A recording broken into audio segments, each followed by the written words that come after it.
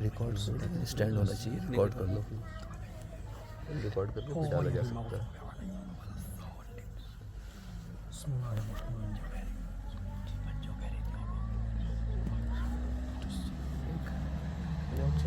Video call کر دو، record کر لو، بعد میں ڈال دینا، اٹھا دو، قریب ہے لیکن پاس میں نہیں ہے۔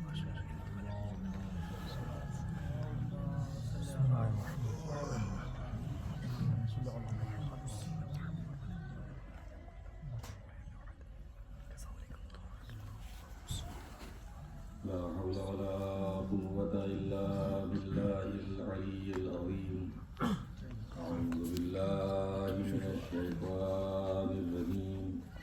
بسم الله الرحمن الرحيم.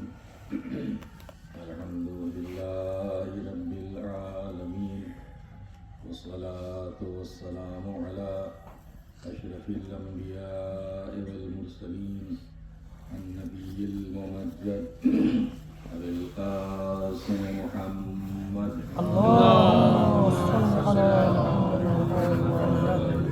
الطيبين الطاهرين المعصومين المظلومين، ولعنة الله على أعدائهم أجمعين من يومنا هذا إلى قيام يوم الدين.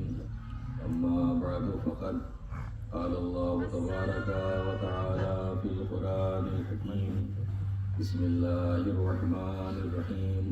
أفحسبتم أنما خلقناكم عبثا. صلوات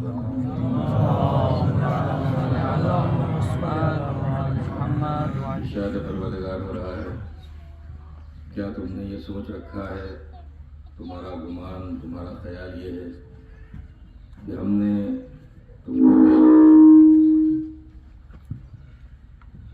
نے تم کو بیکار اور عبث پیدا کیا ہے؟ اس آیت کریمہ کے ذریعے پروردگار عالم نے خواب غفلت میں پڑے ہوئے انسان کو بیدار کیا ہے، ضمیر انسانی کو جھنجھوڑا ہے کہ انسان غور کرے، سوچے اور سمجھے کہ اس کی زندگی کا اصل ہدف، اس کی زندگی کا اصل مقصد کیا ہے، اس کی غرض خلقت کیا ہے، پروردگار عالم نے اسی زندگی کیوں عطا فرمائی ہے۔ ہمارے جیسے بے معرفت لوگ اس مادی زندگی گزارنے والے اور مادیت کی یلغار میں زندگی بسر کرنے والے کبھی سمجھتے ہیں کہ ہم نے اچھا مکان بنا لیا تو مقصد حیات پورا کر دیا، شاندار لباس پہن لیا تو مقصد حیات پورا ہو گیا، اچھے کھانے مل گئے تو مقصد حیات پورا ہو گیا۔ حقیقت میں نہ اچھا کھانا مقصد حیات ہے، نہ اچھا لباس مقصد حیات ہے، نہ اچھا مکان مقصد حیات ہے۔ یہ ضرور ہے کہ زندگی مکان کے لیے نہیں ہے، مکان زندگی کے لیے ہے۔ لباس زندگی کے لیے ہے، نہ کہ زندگی لباس کے لیے۔ اسی طریقے سے جو بھی چیزیں ہیں مادی اعتبار سے، انسان جن چیزوں کو، چاہے وہ غذا ہو، چاہے وہ مکان ہو، چاہے وہ لباس ہو، یہ ساری چیزیں زندگی کے لیے ہیں، لیکن زندگی ان مادی چیزوں کے لیے نہیں ہے۔ اور اگر ہم یہی سمجھتے ہیں کہ ایک شاندار مکان بنوا کر اور ایک اچھی غذا حاصل کر کے اور شاندار لباس پہن کے ہم گویا مقصد حیات پورا کر رہے ہیں، تو اس سلسلے میں جانور ہم سے کہیں آگے ہیں۔ ہم جانوروں سے نہ غذا کے معاملے میں آگے جا سکتے ہیں، نہ لباس کے معاملے میں آگے جا سکتے ہیں، نہ مکان کے معاملے میں آگے جا سکتے ہیں۔ غذائی کو اگر آپ دیکھیں اور جائزہ لیں، ماشاءاللہ مجھ سے بہتر افراد موجود ہیں، پڑھے لکھے افراد ہیں، غذا کے معاملے میں اللہ نے جس جانور کی فطرت میں جو غذا رکھی ہے وہ خلاف فطرت غذا کھاتا نہیں ہے، وہ اپنی فطرت کے مطابق ہی غذا کھاتا ہے۔ وہ فاقہ کر لے گا، مر جائے گا، مگر خلاف فطرت کھا نہیں سکتا۔ اور میں سمجھتا ہوں اس میں بھی انسانوں کے پیغام ہے کہ ہم نے تمہیں تو اشرف مخلوق قرار دیا ہے، یہ جانور ہے جو خلاف فطرت کھاتا نہیں ہے، تم کیسے اشرف مخلوق ہو، کبھی خلاف فطرت کھا بھی لیتے ہو اور کبھی خلاف فطرت پی بھی لیتے ہو۔ ایک صلوات بھیجیں محمد والے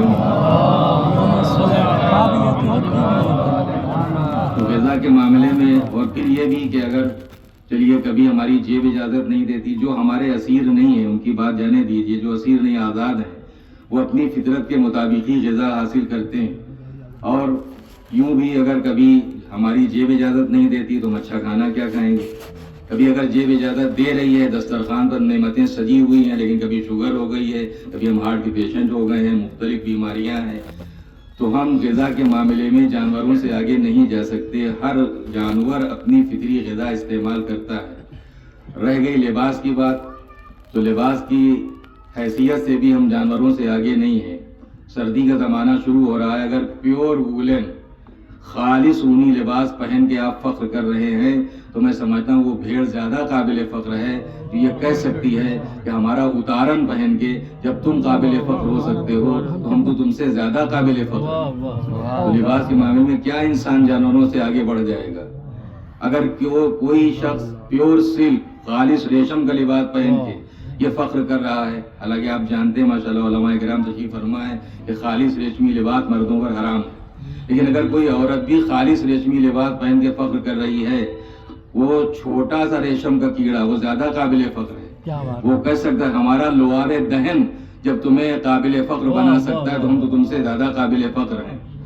رہ گئی مکان کی بات، تو آپ کوئی محل بنا لیں، آپ جانوروں سے آگے جا نہیں سکتے، اس لیے کہ ہمیں تو ایک چھوٹا سا مکان اگر بنانا ہوتا ہے تو 1000 جتن کرنا پڑتے ہیں۔ یہ آرکیٹیکٹ، وہ اورسیئر، یہ انجینئر، ان سے رائے، ان سے مشورہ، اور سب کچھ کرنے کے بعد، ساری پلاننگ کرنے کے بعد، سارا پروگرام بنانے کے بعد ایک مکان تیار ہوتا ہے، اور وقفہ نہیں گزرتا، کچھ ہی دنوں میں نقائص سامنے آنے لگتے۔ جیسا کہا بتائے چوک ہو گئی، یہ دروازہ یہاں نہیں، اگر یہاں ہوتا بہت اچھا ہوتا، کیا بتائے کچھ سمجھ میں نہیں آیا، کھڑکی یہاں نہیں وہاں ہوتی تو بہت اچھا ہوتا، اور اس کے بعد کبھی دیوار میں کرک آیا جا رہا ہے، کبھی وہ چھت پھٹی جا رہی ہے۔ یہ ہمارے 1000 جتن کے بعد بنائے ہوئے مکان کا حال ہے، لیکن ایک چھوٹی سی شہد کی مکھی، نہ اس کے پاس کوئی پینسل ہے نہ پرکار ہے، مگر قدرت نے اس کی فطرت میں جو گھر رکھ دیا ہے وہ اپنا گھر بناتی ہے، اور ایک خانے سے دوسرے خانے میں ذرہ برابر کوئی فرق آپ نہیں دکھا سکتے، کوئی نقص آپ کسی بھی، وہ چاہے آشیانے ہوں، جس جانور کو فطری طور پر جس گھر میں رہنا ہے وہ اپنی فطرت کے مطابق اپنا آشیانہ، اپنا گھر تیار کرتا ہے، اور اس میں کوئی نقص اس کی فطرت کے لحاظ سے آپ دکھا نہیں سکتے۔ ایک صلوات بھیجیں محمد تو اس حیثیت سے ہم جانوروں سے آگے نہیں ہیں۔ اور پھر یہ کہ کبھی کبھی ہم عام زندگی میں اکثر یہ کہتے ہیں کہ ہماری پرسنل لائف ہے، اس میں کسی کو انٹرفیئر کرنے کی ضرورت نہیں ہے، یہ ہمارا نجی مسئلہ ہے، لیکن کیا واقعی یہ ہماری زندگی ہے؟ اگر 100% اپنی زندگی پر مکمل طور پر ہمارا اختیار ہے تو میں سمجھتا ہوں پھر ہمیں ناکامی کا منہ نہیں دیکھنا چاہیے، ہمیشہ ہم کامیاب ہوتے رہیں اپنی پروگرام میں، اپنی پلاننگ میں، جو بھی ہم زندگی گزارنا چاہتے ہیں۔ لیکن حقیقت یہ ہے کہ کیسے کیسے پروگرام ہر آدمی اپنی زندگی محسوس کر سکتا ہے، نہ جانے کیسی کیسی پلاننگ کرتا ہے، کیسے کیسے پروگرام بناتا ہے، کبھی کامیاب ہوتا ہے کبھی ناکام ہوتا ہے۔ یہ کامیابی اور ناکامی کا ہونا خود اس بات کی علامت ہے کہ ہماری زندگی کا ریموٹ ہمارے اختیار میں نہیں ہے، کسی با اختیار ذات کے ہاتھ میں ہے۔ سبحان اللہ۔ اور وہ وہی ہے جو ہمارا خالق بھی ہے، جو ہمارا مالک بھی ہے، جو ہمیں پیدا کرنے والا ہے۔ اگر ایک گوشہ عافیت میں بیٹھ کر ہم یہ سوچنا شروع کر دیں کہ ہماری زندگی کا اصل ہدف اور مقصد کیا ہے تو ہمیں حق ہی نہیں ہے کہ ہم اپنی زندگی کا مقصد خود معین کریں۔ یہ حق تو ہمیں اس وقت حاصل ہوتا جب ہم نے خود اپنے آپ کو پیدا کیا ہوتا، اور کوئی ہم سے پوچھتا کہ تم نے اپنے آپ کو کیوں پیدا کیا، تب ہم بتاتے کہ ہم نے اپنے آپ کو اس لیے پیدا کیا ہے۔ لیکن جب ہم اپنی زندگی کے خالق نہیں ہیں تو جو خلق کرنے والا ہے یہ اس کی ذمہ داری کو بتائے کہ اس نے ہمیں کیوں خلق کیا۔ اور اگر یہ واقعاً ہماری زندگی ہے تو سوسائڈ کرنا جرم کیوں ہے، خودکشی جرم کیوں ہے؟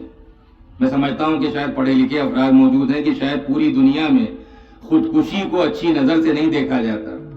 ہر ملک کے قانون میں خودکشی ایک جرم کی حیثیت سے دیکھی جاتی ہے۔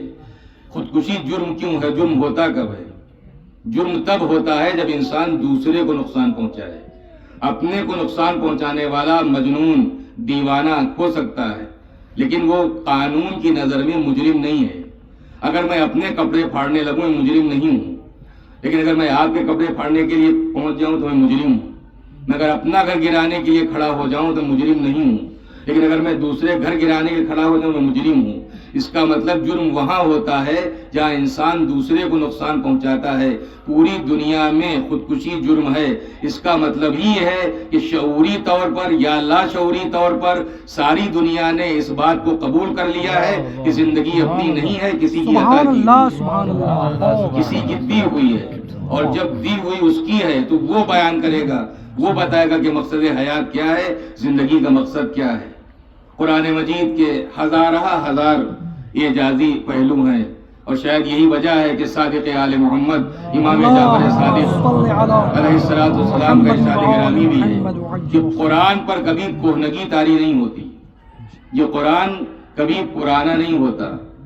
اور جو حضرات ماشاءاللہ علماء کرام تشریف فرمائے، اور آپ حضرات جو حضرات بھی تلاوت قرآن کا ذوق اور قرآن فہمی کا شوق رکھنے والے مجھ سے بہتر جانتے ہیں کہ ہر روز قرآن ایک نئی شان سے برآمد ہوتا ہے. یقیناً اس قرآن میں اگر ماضی کی داستانیں ہیں تو حال کا جلوہ بھی ہے، مستقبل کی خبریں بھی ہیں. قرآن ہر زمانے کو اپنے دائرے میں رکھتا ہے، یعنی محیط ہے، ماضی، حال اور مستقبل ہر زمانے کے اعتبار سے. وہ ایک پاک و پاکیزہ سے کتاب ہے، کتاب ہدایت کے عنوان سے پروردگار عالم نے اسے نازل ہی کیا ہے.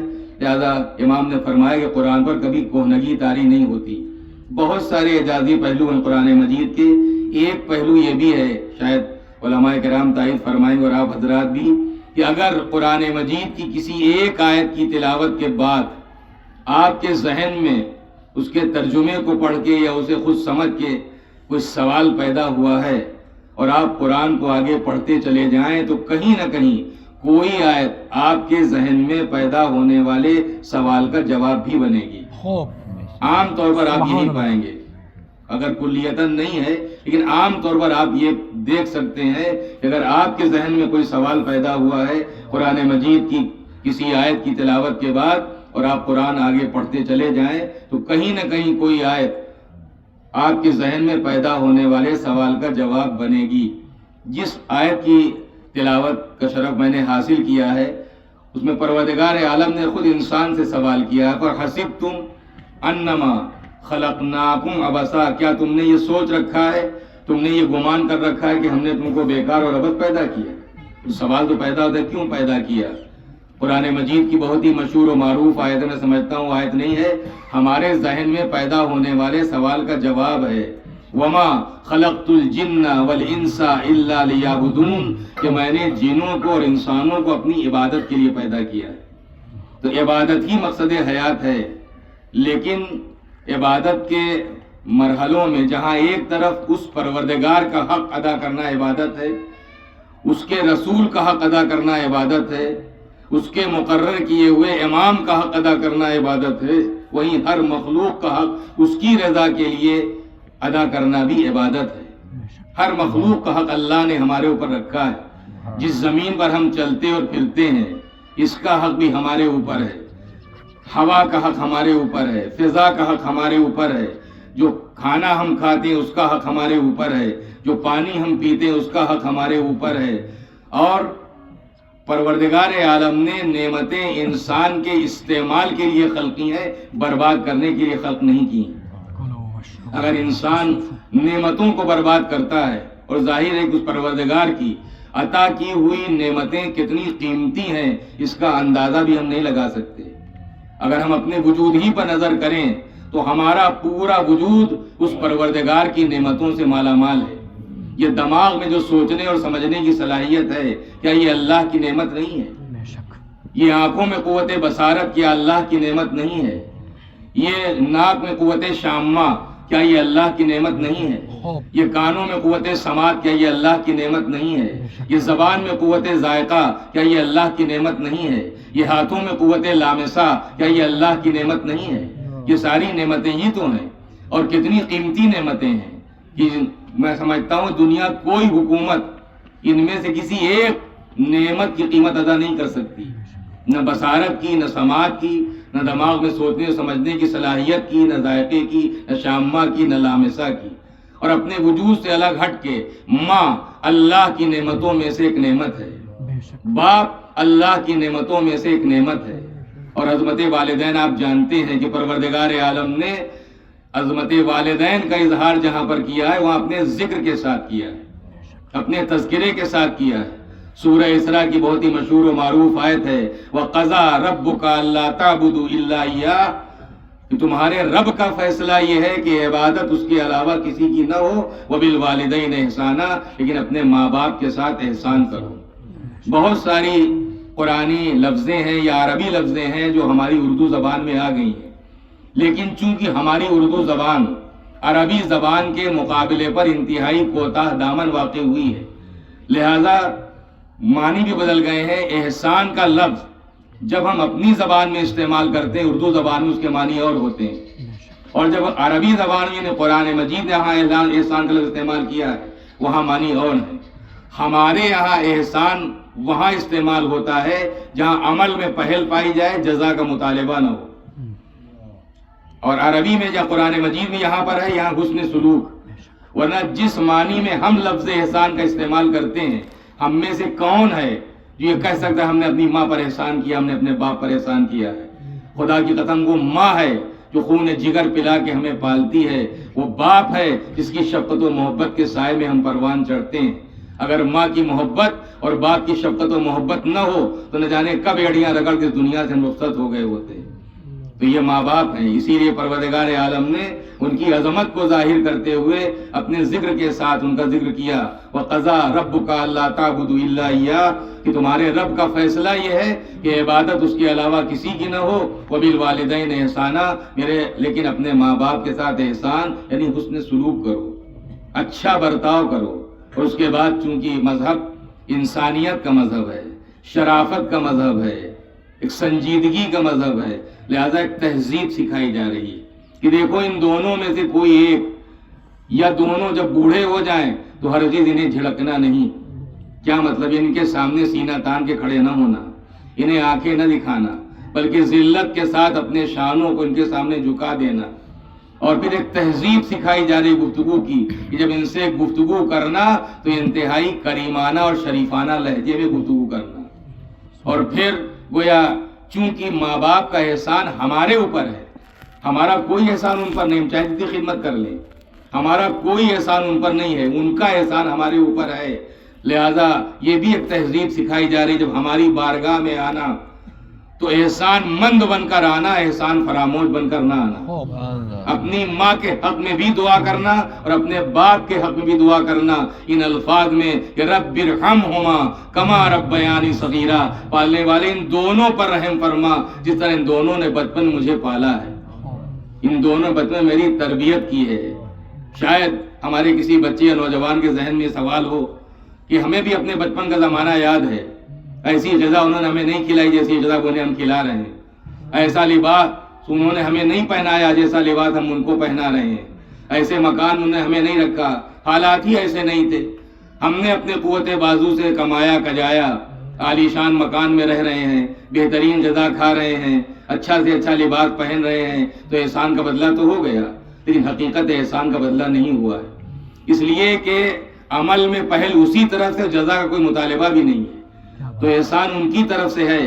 اور پھر ظاہر خدمتیں دو ہیں لیکن فرق کتنا ہے؟ ایک خدمت وہ ہوتی ہے کہ جو والدین کی طرف سے بچے کی ہوتی ہے، اور جب یہی بچہ آگے چل کر جوان ہوتا ہے اور والدین بوڑھے ہوتے ہیں تو ان بوڑھے والدین کی خدمت اس اولاد کے ذریعے ہوتی ہے، تو خدمت ادھر سے بھی ہے اور خدمت ادھر سے بھی ہے۔ ایک خدمت والدین کے ذریعے بچے کی ہے، اولاد کی ہے، اور ایک خدمت اولاد کے ذریعے والدین کی ہے، لیکن دونوں خدمتوں میں فرق ہے۔ شاید میری بات کی آپ تائید فرمائیں گے کہ جب والدین اپنے بچوں کی خدمت کرتے ہیں تو ذہن کے ہر گوشے میں بچے کی حیات کا تصور ہوتا ہے. کیا بات ہے. اور جب یہی نوجوان اولاد آگے چل کر بوڑھے والدین کی خدمت کرتی ہے تو ذہن کے کسی نہ کسی گوشے میں والدین کی موت کا تصور ہوتا ہے. تصور حیات کے ساتھ خدمت اور ہے، تصور موت کے ساتھ خدمت اور ہے. جب دونوں حیات و موت برابر نہیں ہے، دونوں خدمتیں کیسے برابر ہو سکتی ہیں؟ ایک صلوات بھیج دیں محمد وآل محمد. اللہم صل علی بارہ صلوات بھیجیں محمد وآل محمد. تو ماں باپ بھی اللہ کی نعمتوں میں سے ایک نعمت ہے. اچھا پڑوسی اللہ کی ایک نعمت ہے. نیک زوجہ اللہ کی ایک نعمت ہے. صالح اولاد اللہ کی ایک نعمت ہے. یہ سب نعمتیں ہی ہیں. جائز طریقے پر آئی ہوئی دولت اللہ کی نعمتوں میں سے ایک نعمت ہے. جائز طریقے پر آئی دولت. اسلام کسی قلاش اور بھکمنگے سماج کی بنیاد رکھنے کی نہیں آیا تھا. اگر کوئی بھکمنگا اور قلاش سماج اسلام کو بنانا ہوتا تو قرآن مجید میں جہاں جہاں اقیم الصلاۃ ہے وہاں آتوا الزکاۃ ہے. جتنی مرتبہ حکم صلاۃ ہے اتنی ہی مرتبہ حکم زکوٰۃ ہے. جس انداز پر نماز کا حکم دیا گیا ہے اسی انداز پر زکوٰۃ حکم دیا گیا ہے.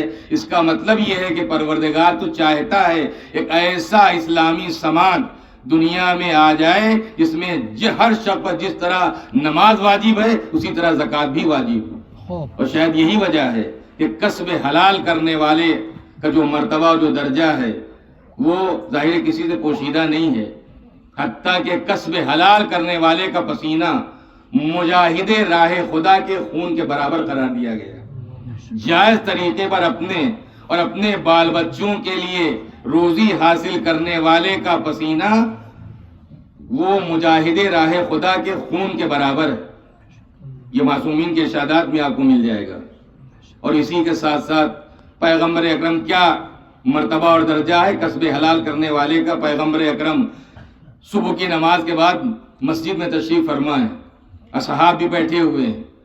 مسجد کے دروازے کے سامنے سے ایک نوجوان جو بھی اس کا کام رہا جو مشغلہ رہا وہ اپنے سامان رکھے ہوئے کاندھے پر جاتا ہوا نظر آیا.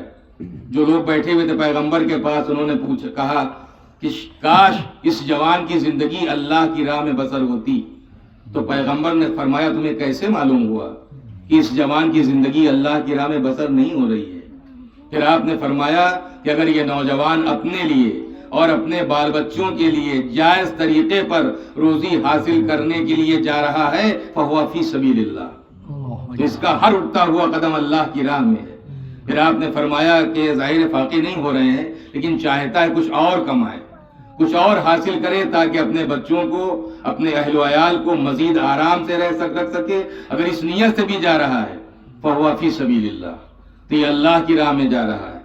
زندگی آرام و آسائش کے ساتھ بسر ہو رہی ہے مگر چاہتا ہے کچھ اور حاصل کرے تاکہ سماج کے یتیم، بیوہ، بے کس، بے سہارا لوگوں کی مدد کرے فہو فی سبیل اللہ. تب بھی اس کا اٹھتا ہوا قدم اللہ کی راہ میں ہے. لیکن پیغمبر نے پھر اپنا انداز بدلا. فرمایا اگر ہاں یہ اس لیے کمانے کے لیے جا رہا ہے کہ پیسہ حاصل کرے، دولت حاصل کرے اور لوگوں پر فوقیت جتائے فہو فی سبیل الشیطان، اس کا ہر اٹھتا ہوا قدم شیطان کی راہ. کیا بات ہے. تو کسب حلال کرنے والے کا یہ درجہ اور مرتبہ ہے. تو آئی ہوئی دولت بھی اللہ کی نعمتوں میں سے ایک نعمت ہے. لیکن سب سے عظیم نعمت کیا ہے؟ سب سے بڑی نعمت کیا ہے؟ سب سے عظیم نعمت وہ سلسلہ ہدایت ہے جو پروردگار عالم نے اپنی مخلوق کے لیے، انسانوں کی ہدایت کے لیے گویا جاری کیا ہے. یہ نبی اللہ کی نعمتوں میں سے ایک نعمت ہے. رسول اللہ کی نعمتوں میں سے ایک نعمت ہے. امام اللہ کی نعمتوں میں سے ایک نعمت ہے. یہ سب عظیم نعمتیں ہیں. اور شاید یہی وجہ ہے کہ صادق آل محمد امام جعفر صادق علیہ السلام سے جب ایک شخص نے آ کر سوال کیا کہ مولا جو قرآن مجید کی آیت ہے کہ ثم لتسألن یومئذ عن النعیم، کہ پھر ہم تم سے اس دن قیامت کے دن نعمتوں کے بارے میں سوال کریں گے، مولا وہ نعمتیں کون سی ہیں؟ تو آپ نے فرمایا یہ عام لوگ کیا کہتے ہیں؟ آنے والا کہتا ہے مولا وہ تو کہتے ہیں کھانے پینے کا حساب ہوگا. تو آپ نے فرمایا ہرگز نہیں. اس نعمتیں دینے والے خدا کی یہ شان ہی نہیں ہے کہ وہ دسترخوان نعمت بچھائے کھلائے بھی اور حساب بھی لے. اور یہ تو ہمارے یہاں کوئی شریف انسان ایسا نہیں کرتا کہ اپنے یہاں وضو کرنے کے بعد کھلانے کے بعد حساب لیتا پھرے بتائیے آپ نے کتنی روٹیاں کھائی ہیں اور کتنی بوٹیاں کھائی ہیں. جب ایک انسان شریف انسان ایسا نہیں کرتا جو شرافتوں کا پروردگار ہے وہ کھلا کر کیا حساب لے گا. اور آپ پڑھے لکھے افراد ہیں, حساب زیادہ مضبوط ہے, آپ ہو سکتا ہے حساب دے لے جائیں. ہمارے جیسے تو ایک ہفتے کا حساب نہیں دے سکتے, زندگی بھر کا حساب تو بہت بڑی بات ہے. ایک ہفتے کا حساب ہمارے جیسے ہم تو ہاتھ جوڑ لیں گے کہ پروردگار ہم ایک ہفتے کا حساب نہیں دے سکتے کھانے پینے کا, پوری زندگی کا حساب, اور وہ لے گا بھی نہیں. اور ایک بات جو میرے ذہن میں آتی ہے کہ وہ حساب کیوں لینے لگا, اس لیے کہ ہماری فطرت میں بھوک اس نے رکھی ہے. وہ ہماری فطری خواہش ہے, اور فطرت ہماری پیدا کی ہوئی نہیں ہے.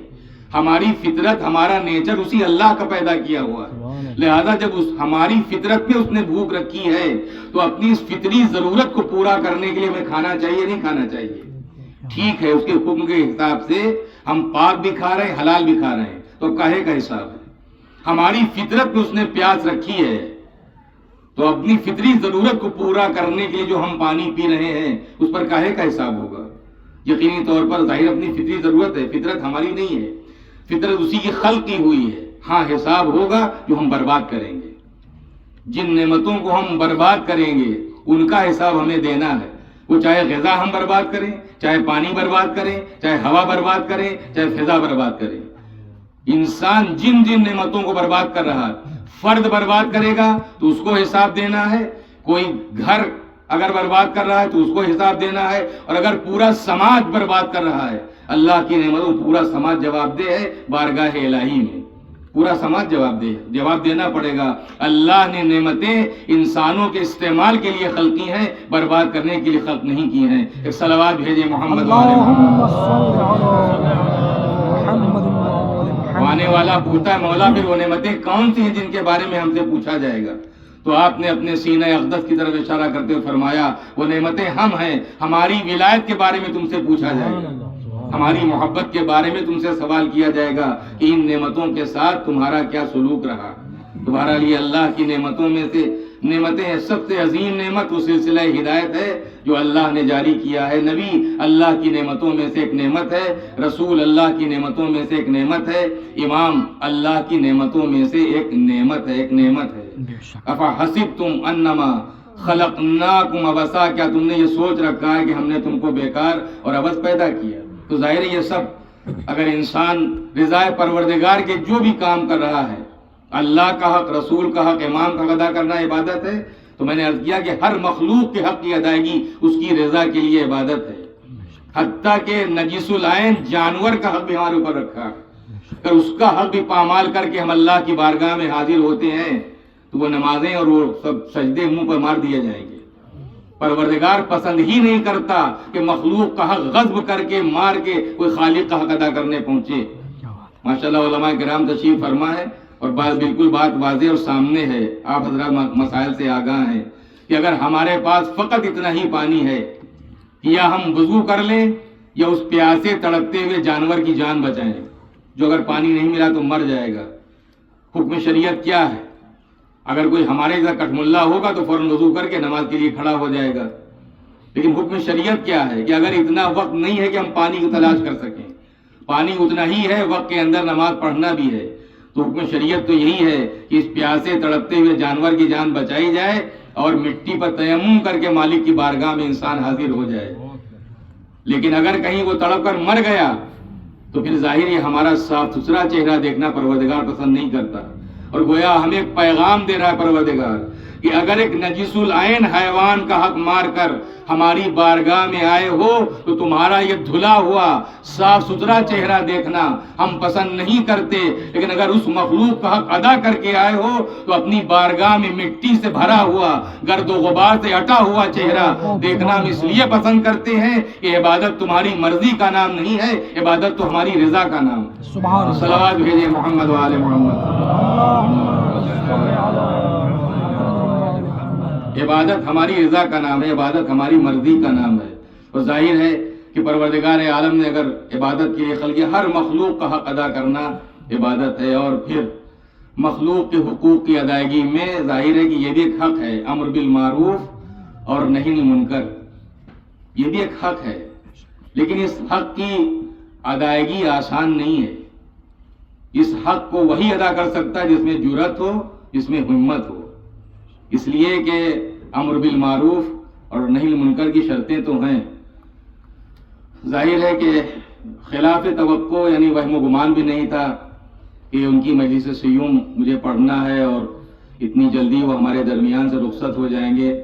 ان کے بارے میں مجھے آپ سے کچھ نہیں کہنا ہے، آپ حضرات سب ان سے بہت زیادہ قریب بھی رہے ہیں، ان کی شخصیت سے آگاہ بھی ہیں اور باخبر بھی ہیں، لیکن ایک بات بہرحال وہ شاید اس میں کوئی مبالغہ نہیں ہے کہ تبلیغ دین اور دین کی نشر و اشاعت ایک جذبہ بہرحال ان کے اندر موجود تھا، اور یہی وہ جذبہ تھا جو انہیں بار بار کام کرنے پر آمادہ کرتا تھا، بار بار کام کرنے پر آمادہ کرتا تھا۔ دو چیزیں جو میں نے محسوس کی ہیں کہ ایک تھوپے ہوئے مذہب کے وہ بالکل باغی تھے کہ بھی کبھی بھی کسی بھی موقع پر کوئی بھی ہو، تھوپا ہوا جو مذہب الگ کا ہے، اس میں کوئی بھی چیز ہو، چاہے وہ عقیدے کے اعتبار سے ہو چاہے عمل کے اعتبار سے ہو، قطعاً وہ پسند نہیں کرتے تھوپا ہوا مذہب۔ وہ چاہتے تھے کہ وہ مذہب جو قرآن اور معصومین کی سیرت کے تحت سامنے آتا ہے، اسی مذہب کو سامنے لانا بھی چاہتے تھے اور اسی مذہب کی پیروی کرنے والے بھی تھے، جو میں نے اندازہ لگایا ہے۔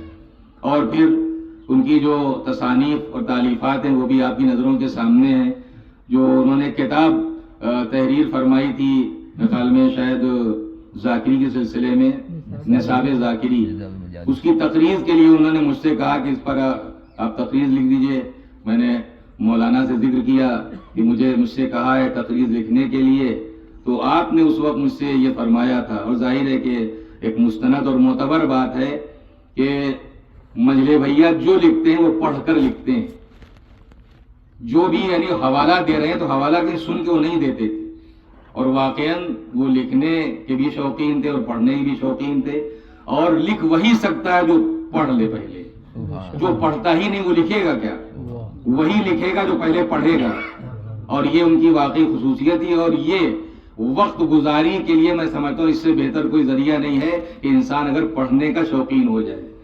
یہ تو ہم جیسوں کی بدقسمتی ہے کہ ہم تو کبھی کتاب اٹھا کر ہمارے جیسے آپ جیسوں کی رات نہیں، ماشاءاللہ علماء کرام تشریف فرما ہے، یہ تو ہم جیسے ہیں، لیکن واقعاً پڑھنے کا شوق، حتیٰ کہ رہبر معظم کا میں نے ایک مضمون پڑھا تھا، اس میں بھی انہوں نے اسی بات کی تاکید فرمائی ہے۔ اللہ ہم سب کو توفیق دے کہ ہمارے اندر پڑھنے کا شوق پیدا ہو، اور اگر کوئی کتاب ہم چاہے پڑھیں چاہے نہ پڑھیں، لیکن کم سے کم باقاعدہ طور پر قرآن مجید ضرور پڑھ لیں، اس لیے کہ اس دور غیبت امام میں مذہب حق کو سمجھنے کے لیے قرآن سے بڑھ کر کوئی معتبر کتاب ہمارے سامنے موجود نہیں ہے، نہ ہمارے پاس ہے۔ پروردگار ہمیں قرآن سے صحیح تمسک کی توفیق دے دے، اور جو بھی انہوں نے دین مبین کی نشر و اشاعت میں جو حصہ لیا ہے، جو بھی ان کی کاوشیں ہیں، اللہ کی بارگاہ میں دعا ہے کہ پروردگار انہیں اپنی بارگاہ میں شرف قبولیت عطا فرمائے، اور وہی چیزیں ان کی مغفرت کا اور ان کے بلندی درجات کا بہترین وسیلہ اور ذریعہ بن جائے۔ بات ابدیت کی ہو رہی تھی، پروردگار عالم نے گویا یہ ارشاد فرمایا کہ ہم نے تمہیں بیکار نہیں پیدا کیا، ہم نے تمہیں عبادت کے لیے پیدا کیا، بندگی کے لیے۔ اور یہ عبدیت اور بندگی ایک ایسا کمال کا درجہ ہے، میں سمجھتا ہوں کہ عبد ہونا یہ کوئی معمولی بات نہیں ہے، اس لیے کہ عبد خاص ہونے کے بعد ہی پروردگار کسی کو نبی بناتا ہے، کسی کو رسول بناتا ہے اور کسی کو امام بناتا ہے۔ تو عبدیت کا درجہ جو ہے وہ نبوت و رسالت و امامت سے افضل درجہ ہے۔ عبد ہونے کے بعد ہی ایک بندہ نبی ہوتا ہے، عبد کے ہونے کے بعد ہی ایک بندہ نبی و رسول ہوتا ہے، اور عبدیت کے درجہ کمال پر پہنچنے کے بعد ہی ایک بندہ امام ہوتا ہے۔ اور ظاہر ہے کہ جہاں تک عبدیت کی بات ہے، پیغمبر اکرم کی معراج تذکرہ جب پروردگار عالم نے کیا ہے تو وہاں یہ نہیں کہا کہ پاک ہے وہ جو اپنے نبی کو لے گیا، جو رسول کو لے گیا، جو محمد کو لے گیا، وہاں عبد کا تعلق ہے۔ سبحان الذی اسریٰ بعبدہ، پاک ہے وہ جو اپنے بندے کو لے گیا ہے، یعنی جو معراج ہے وہ عبدیت کے لحاظ سے حاصل ہو رہی ہے، عبدیت پیغمبر کو معراج حاصل ہوئی ہے، اور یہ عبدیت ہی تھی کہ جہاں امیر المومنین بارگاہ الہی میں منزل مناجات میں یہ عرض کرتے ہیں کہ پروردگارا میری عزت کے لیے یہی کافی ہے کہ میں تیرا بندہ ہوں، اور میرے فخر کے لیے بس یہی کافی ہے کہ تو میرا رب ہے۔ یہ تو ہمارے جیسے لوگ ہیں جو کہتے تو ہیں اس کو رب، لیکن اگر ہم اپنی زندگی کا جائزہ لیں تو نہ جانے کہاں کہاں کن کن مرحلوں میں روزانہ اپنے دوسروں کو رب سمجھتے پھرتے ہیں۔ اگر یہ ناراض ہو گئے تو کیا ہو جائے گا، اور وہ خفا ہو گئے تو کیا ہو جائے گا۔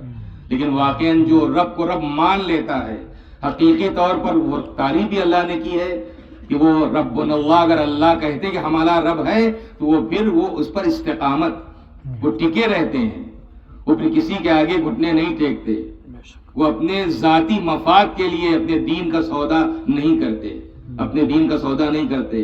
اور آج کے جو موجودہ حالات اس میں آپ دیکھ رہے ہیں کہ کیا بے غیرتی اور بے حیائی کا مظاہرہ پوری امت مسلمہ کر رہی ہے، پوری امت۔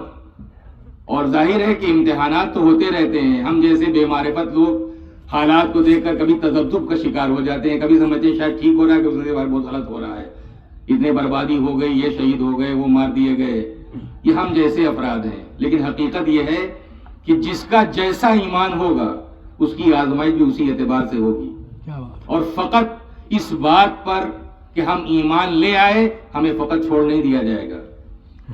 سورہ عنکبوت کی 2 اور 3 آیت کی آپ تلاوت فرمائیں، اس میں پروردگار عالم نے صاف طور پر یہ واضح فرما دیا کہ کیا لوگوں کا گمان یہ ہے کہ وہ فقط اس بات پر چھوڑ دیے جائیں گے، وہ یہ کہہ دیں ایمان لائے اور ان کی آزمائش نہیں ہوگی، ان کو جانچا اور پرکھا نہیں جائے گا۔ یہ فقط اس بات پر زبانی جمع خرچ سے کام چلنے والا نہیں ہے کہ ہم ایمان لائے تو چھوڑ دیے جائیں گے، نہیں ہے، یہ اس بات پر نہیں چھوڑے جائیں گے، ان کی آزمائش ہے۔ اور پھر 3 آیت میں ارشاد ہے کہ ان سے پہلے جو وہ گزرے ہیں ہم نے ان کا بھی امتحان لیا ہے۔ یہ امتحان کیوں پروردگار لیتا ہے؟ اسی آیت میں ارشاد ہے کہ اللہ یہ دیکھنا چاہتا ہے کہ ان میں سچے کون ہیں اور جھوٹے کون ہیں، صرف زبان سے اقرار ایمان کرنے والے کون ہیں اور اپنے ایمان کا اقرار زبان ہی سے نہ کر کے بلکہ واقعاً اپنے کردار سے بھی اپنی ایمان کا مظاہرہ کرنے والے کون ہیں۔ لہذا پروردگار دیکھنا چاہتا ہے کہ ان میں سچے کون ہیں اور جھوٹے کون ہیں۔ اس کے بعد سورہ بقرہ کی ایک آیت ہے جس میں پروردگار عالم کا ارشاد ہے، کہیں پر ہے کہ لوگوں کا گمان یہ ہے، کہیں یہی افا حسبتم، سورہ بقرہ میں یہ ہے افا حسبتم کہ تمہارا کیا گمان یہ ہے کہ تم جنت میں یوں ہی داخل کر دیے جاؤ گے۔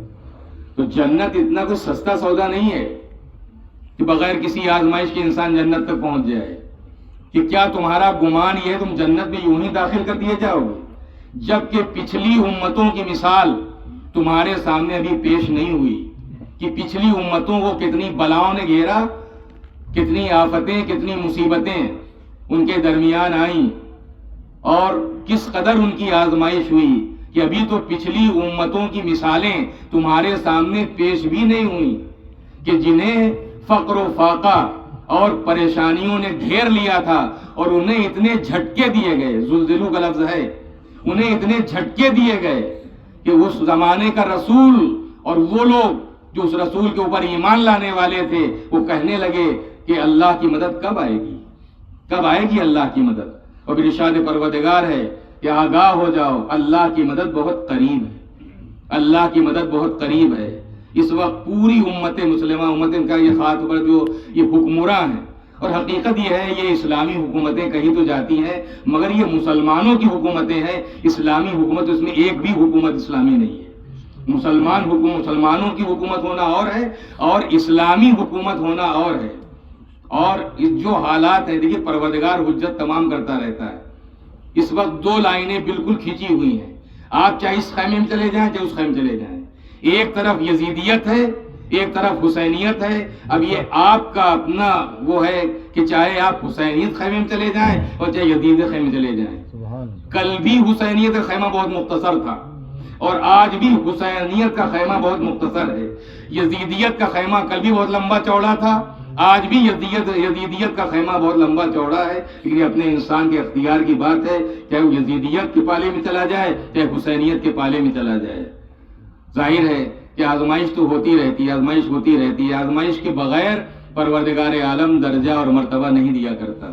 تو زمانے کا رسول یہ کہنے لگا کہ اللہ کی مدد کب آئے گی، اور پھر آگاہ ہو جاؤ کہ اللہ کی مدد تو ان قریب آنے والی ہے، بہت قریب ہے. ظاہر ہے جب وہ قریب کہتے وہ اس کا قریب ہمارا بعید ہے، اس کا قریب ہمارا بعید ہے. اس لیے جب وہ کہتا ہے قریب ہے تو اس کا مطلب بھی دور ہے. لیکن بہرحال مدد پروردگار کی ہے. اور رہ گیا یہ کہ شہادتیں، تو میں نے اس دن مجلس میں کیا تھا، مولانا تشریف فرماتے کہ وہ تو ہمارے جیسے بے معرفت لوگ ہیں. دعا افتتاح ماہ مبارک رمضان میں امام زمانہ علیہ السلام سے منسوب دعا ہے. ایک فقرہ ہے کہ پروردگار اپنی راہ میں مجھے قتل ہونے کی توفیق دے دے. تو ہمارے جیسے بے معرفت جب اس جملے پر فقرے پر آتے، میں نے اس دن کہا تھا تو لکنے زبان میں ہونے لگتی کہ ایسا اسی سال نہ قتل کر دیے جائیں. لیکن جو رزمگاہ میں میدان میں آتے ہی ہیں عروس شہادت سے بغلگیر ہونے کے لیے، ان کی تو دعا ہی ہوتی ہے. تو ہمیں ہوتا ہے وہ شہید ہو گئے، اور پھر ظاہر ہے کہ شہادت کے بعد کوئی کمی نہیں ہوتی، شہادت کے درجوں میں اضافہ ہو جاتا ہے.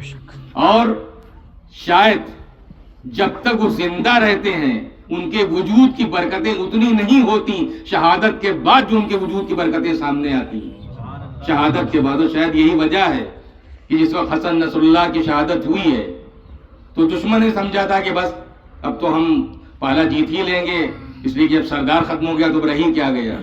لیکن سید مقاومت کی شہادت کے بعد حزب اللہ کے حملے کمزور نہیں پڑے بلکہ وہ تیز سے تیز تر ہو گئے.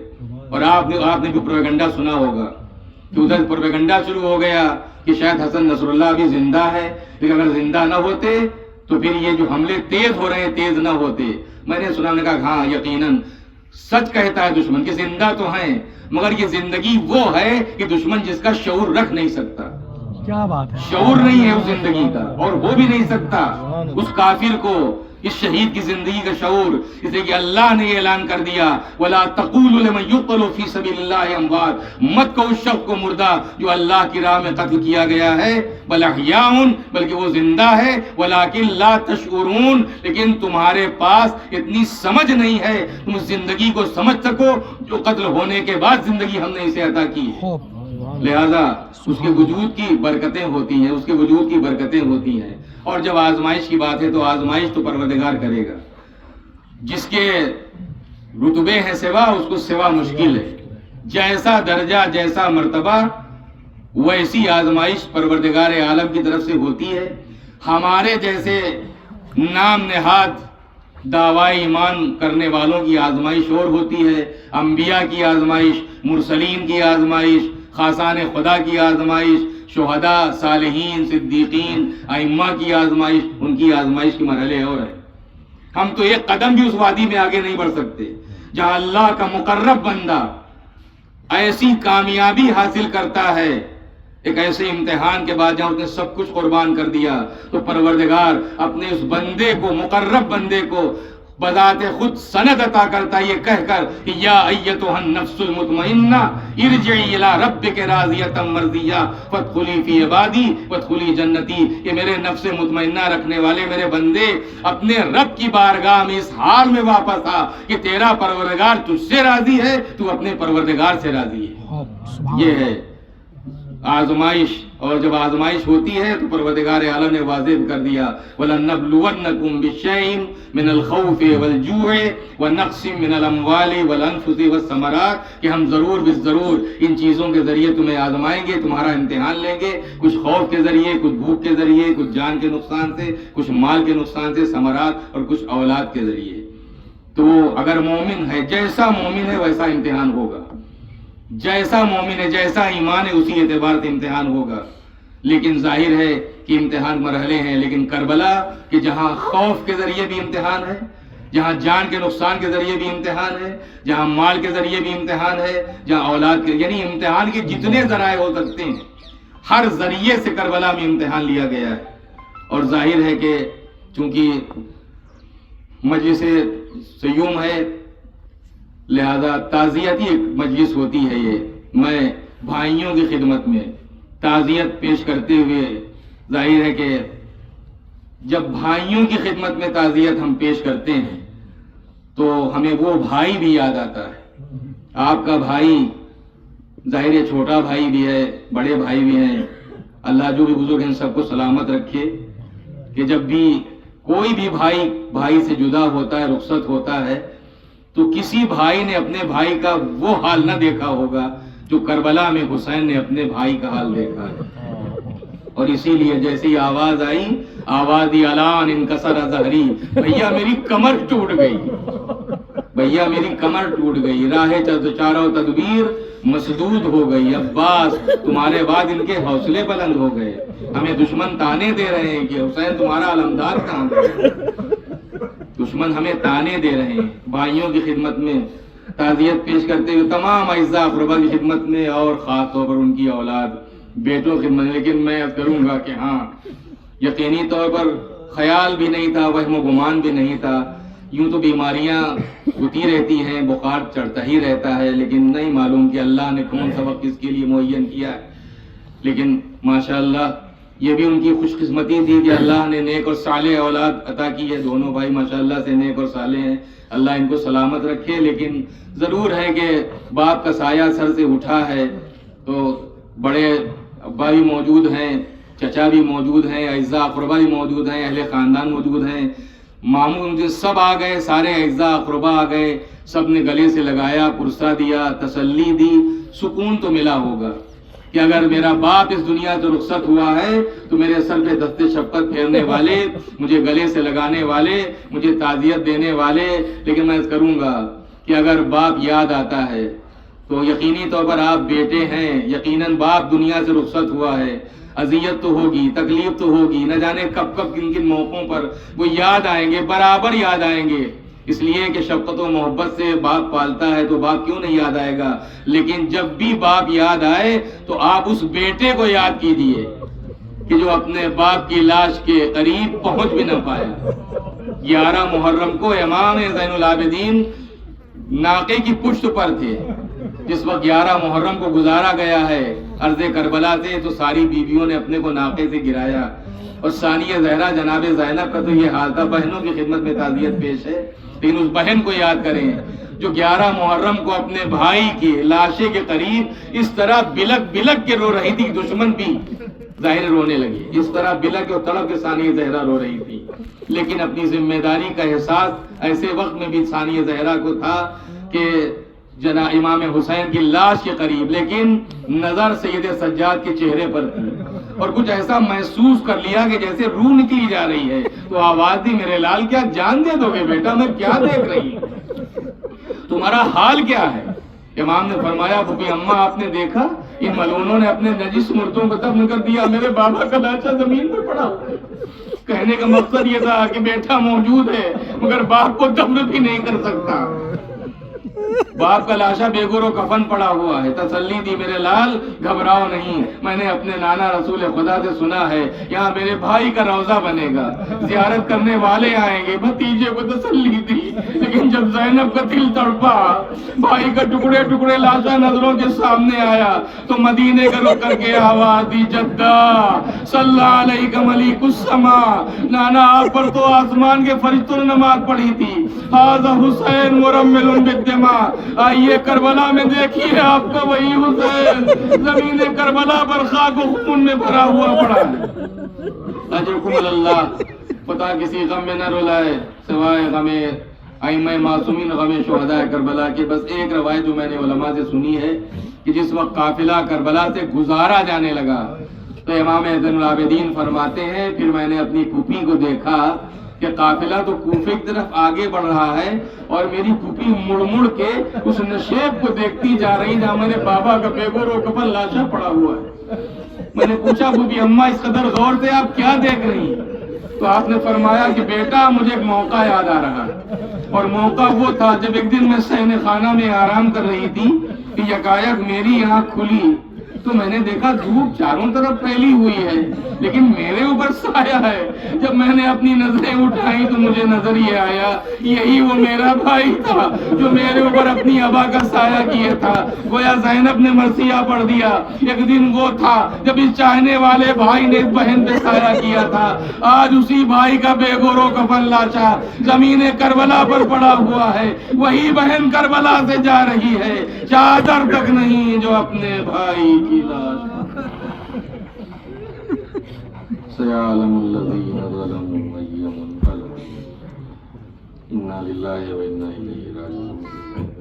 تسلیما لحمدہ ربنا تقبل منا انک انت السمیع العلیم. الہی بحق الزہرا و ابیہا و بہیہا و بنیہا. کریم پروردگار ذکر کو مرحوم مغفور کی بلندی درجات اور ان کی مغفرت کا بہترین وسیلہ اور ذریعہ قرار دے. کریم پروردگار ہم سب کے گناہان کبیرہ و صغیرہ کو بخش دے. اس دور غیبت ایمان میں ہم سب کو اپنی معرفت عطا فرما. پیغمبر اکرم کی معرفت, صدیقہ طاہرہ کی معرفت, ائمہ معصومین بالخصوص امام زمانہ علیہ السلام کی معرفت, تاکہ ہماری موت جاہلیت کی موت نہ ہو. پروردگار جو پریشان حال ہیں ان کی پریشانی کو دور فرما. جو مقروض ہیں ان کے قرض ادا ہوں. جو بیمار ہیں انہیں شفا کامل و عطا فرما. صاحبان اولاد نے انہیں اولاد عطا فرما. جو صاحبان اولاد ہیں ان کی اولاد کو دنیا اور آخرت میں بہترین جانشین قرار دے.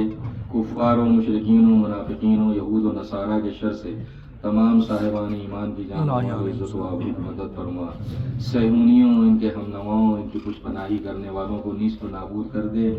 کریم پروردگار ان کی کمر ہمت کو توڑ دے, ان کے بازوؤں کو شل کر دے, ان کی زبانوں کو گم کر دے, ان کی عقلوں کو معوو کر دے, ان کی صفوں کو منتشر کر دے, ان کے قید و مکر کو ان طرف واپس کر دے, ان کے اسلحوں کو کند کر دے. پرچم اسلام کو بلند فرما. پرچم کفر و شرک و نفاق و سرنگوں کر زمانے کے امام کے ظہور میں تعجیل فرما. ہم سب کا شمار حضرت کے اعوان و انصار میں ہو. گزارش ایک بار پھر سورہ ہم 3 بار سورہ قل اللہ کی دعوت فرما کر مرحوم مغفور سید حسین حیدر رضوی ابن سید مولانا وسیع حیدر رضوی کے لیے ثواب